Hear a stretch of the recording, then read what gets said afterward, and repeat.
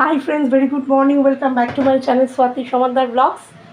আজকে সকালটা খুব সুন্দর, বাইরে হালকা বৃষ্টি পড়ছে আর তার সাথে ঝোড়ো হাওয়া। আর আমি এখন চা তৈরি করতে করতে তোমাদের জন্য একটা ভালো খবর নিয়ে এলাম। কয়েকদিন আগে কাগজে পড়ছিলাম 3 বাঙালি বিজ্ঞানীর কৃতিত্ব, সর্বজিৎ বন্দ্যোপাধ্যায়, তিশিতা দাস আর সুদীপ চক্রবর্তী।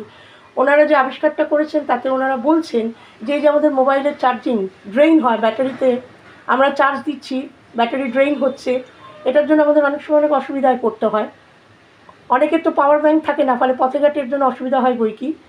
তো এখন থেকে আমরা যখন চার্জ দেবো, মোবাইলের যে ব্যাটারি থাকে লিথিয়াম আয়ন ব্যাটারি, সেই ব্যাটারিতে সেই চার্জটা দ্বিগুণ সময় তার ড্রেইন হবে, মানে এখন যে সময়তে ড্রেইন হচ্ছে তার থেকে ধীরে ড্রেইন হবে আর দীর্ঘ সময় চার্জটা স্টোর থাকবে।